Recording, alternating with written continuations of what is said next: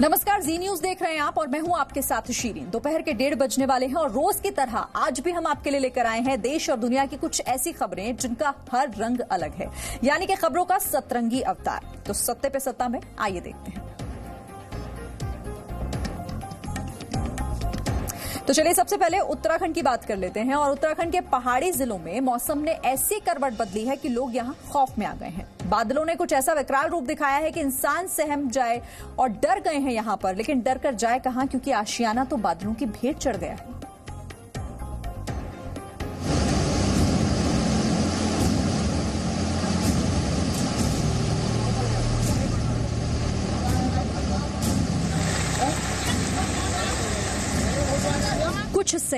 महज कुछ सेकंड में ही आ गया सैलाब। जहां सूखी जमीन थी वहां देखते ही देखते पानी रौद्र रूप में बहने लगा।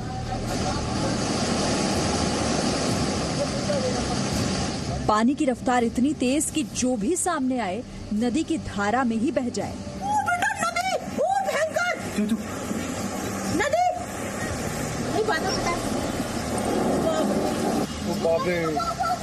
इतना नुकसान ना हो गया हो यार, पानी बढ़ता ही जा रहा है। ये तस्वीर बयां कर रही है कि बादल फटने के बाद कैसा मंजर होता है। दिल की धड़कनें बढ़ जाती हैं, दिमाग में दहशत छा जाती है। ये तस्वीरें देवभूमि उत्तराखंड के अल्मोड़ा की है। यहाँ अचानक बादल फटा और इसके बाद की तस्वीर आपके सामने।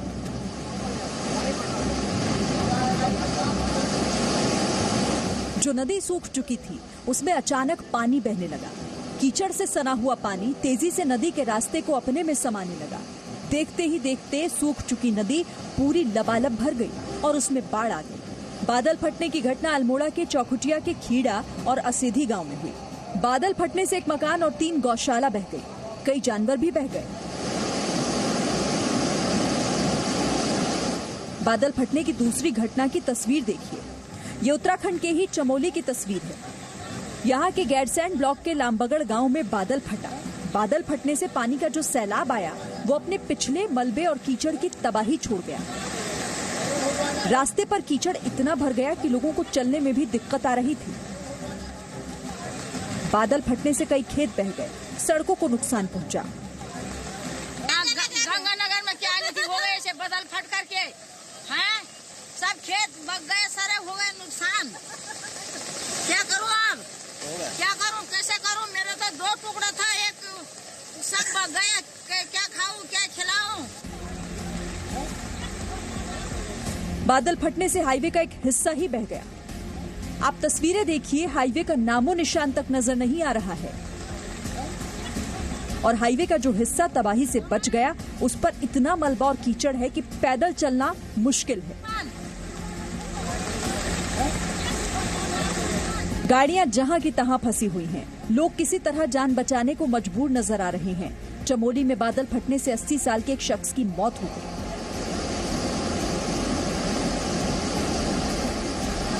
उत्तराखंड में ही गढ़वाल के श्रीनगर में भी मौसम ने करवट ली। तेज आंधी और धूल के गुबार ने पूरे शहर को घेर लिया। उसके बाद तेज बारिश हुई। दिन में ही रात हो गई। गाड़ियां हेडलाइट ऑन कर चल रही थी।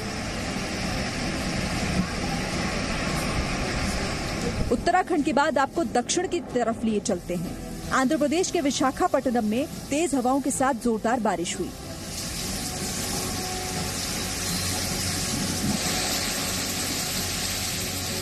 पश्चिम बंगाल में भी रविवार को भारी बारिश हुई। यहां कोलकाता, मालदा, मुर्शिदाबाद, बारासात, बशीरहाट में भारी बारिश हुई है। वहीं महाराष्ट्र के कई इलाकों में भी बारिश हुई है। नासिक की सबसे बड़ी प्याज मंडी लासल गांव में रविवार को अचानक बारिश होने से खुले में रखी प्याज को काफी नुकसान हुआ।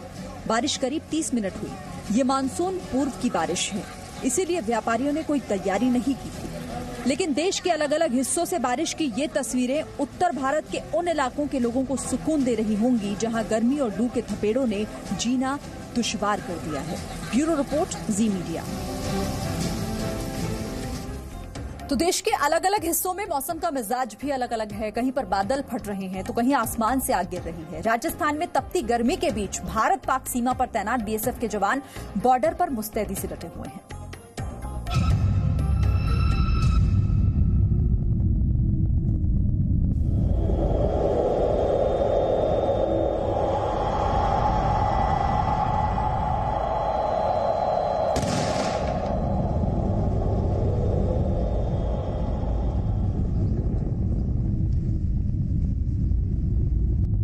भारत पाक सीमा पर तैनात जवान अपने बुलंद हौसलों से बेरहम मौसम को मात दे रहे हैं।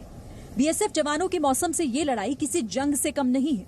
राजस्थान के श्रीगंगानगर जिले के सीमावर्ती इलाके का तापमान सारे रिकॉर्ड तोड़ते हुए 50 डिग्री तक पहुंच गया है, मगर बीएसएफ के जवान जला देने वाले इस तापमान में भी बॉर्डर पर मुस्तैदी से डटे हुए हैं। ये गर्मी में ड्यूटी करना तो हमारा, गर्मी हो सर्दी हो बरसात हो, ड्यूटी तो हमारा रूटीन में शामिल है। इससे हमारे को कोई परेशानी नहीं है। हम अपना गर्मी से बचाव के लिए पानी लेके चलते हैं। कुछ हमको गवर्नमेंट की तरफ से नींबू पानी और हम अपना आइटम करके, जैसे मेस से हम आइटम करके लस्सी ये सब इस्तेमाल करके और अपना ड्यूटी निभाते हैं। भारत पाक सीमा पर तैनात बीएसएफ के पुरुष और महिला जवान भीषण गर्मी में भी सीमा पर चौकस रहकर देश विरोधी तत्वों पर नजर रखे हुए हैं। गर्मी के दौरान लू से बचने के लिए जवानों को छाछ, पौष्टिक खाना और गर्मी से बचने वाली सुविधाएं दी जा रही हैं। भयंकर गर्मी में भी जिस तरीके से बीएसएफ के जवान देश की सीमा पर जुटे हुए हैं, वो वाकई में सभी देशवासियों के लिए एक मिसाल है। ब्यूरो रिपोर्ट, जी मीडिया। अब गुजरात की बात करते हैं, चूंकि यहां से विधायक की दबंगई का एक वीडियो सामने आया है और इस वीडियो में सड़क पर गिरी एक महिला को गुंडों की तरह पीटते हुए 2 लोग दिखाई दे रहे हैं। इस वीडियो में जो शख्स इस महिला को लात मारते हुए दिख रहा है, दरअसल वो बीजेपी के विधायक बलराम थवानी है। थवानी अहमदाबाद के नरोदा विधानसभा सीट से विधायक हैं। मामला पानी की पाइपलाइन को लेकर था। ये महिला अपनी शिकायत लेकर विधायक के पास गई थी, लेकिन जनता के प्रतिनिधि उनकी शिकायतों का कैसे निपटारा करते हैं, ये आप जरा खुद देखिए। सड़क पर महिला को गिराकर पहले विधायक के समर्थकों ने थप्पड़ मारे, फिर खुद विधायक ने लात मारी। महिला चीखती चिल्लाती रही।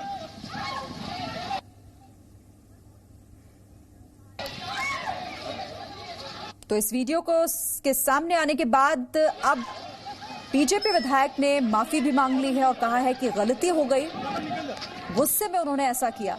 लेकिन इस तरह का व्यवहार सवाल खड़े करता है कि शिकायतकर्ता के साथ आखिर किस तरह का व्यवहार एक विधायक कर रहे हैं। अब आपको दिखाते हैं कि मोदी कैबिनेट के मंत्री डॉक्टर हर्षवर्धन की तस्वीरें, जो वर्ल्ड साइकिल डे के दिन अपने मंत्रालय साइकिल से पहुंचे और हर्षवर्धन ने स्वास्थ्य मंत्रालय का जिम्मा भी आज संभाला है। इसके साथ ही लोगों को स्वस्थ रहने का संदेश दिया। ये ऐसी तस्वीरें पर्यावरण को प्रदूषण मुक्त रखने और स्वस्थ रखने का संदेश देती हैं। ये कोई और नहीं, मोदी सरकार के नए स्वास्थ्य मंत्री डॉक्टर हर्षवर्धन हैं। हर्षवर्धन आज साइकिल से अपने मंत्रालय पहुंचे और फिर केंद्रीय स्वास्थ्य मंत्री डॉक्टर हर्षवर्धन ने कामकाज संभाला। उन्होंने साइकिल के जरिए प्रदूषण मुक्त वातावरण और स्वस्थ रहने का संदेश दिया। थिंक ग्लोबली, पैडल लोकली और राइट टू राइट जैसी थीम के साथ इस बार वर्ल्ड साइकिल डे बनाया जा रहा है। ये तस्वीरें हैं दिल्ली के इंडिया गेट की, जहां हजारों लोगों ने साइकिल रैली में हिस्सा लिया। साइकिलिंग को स्थायी परिवहन के रूप में बढ़ावा देने और पर्यावरण को लेकर लोगों को जागरूक करने के मकसद से नीति आयोग ने इंडिया गेट पर राइट टू राइड रैली का आयोजन किया। संयुक्त राष्ट्र की ओर से 3 जून को विश्व साइकिल डे मनाने की घोषणा की गई है। इसी के तहत आयोजित इस कार्यक्रम में हजारों लोग इंडिया गेट इकट्ठा हुए, जिसमें करीब 500 साइकिल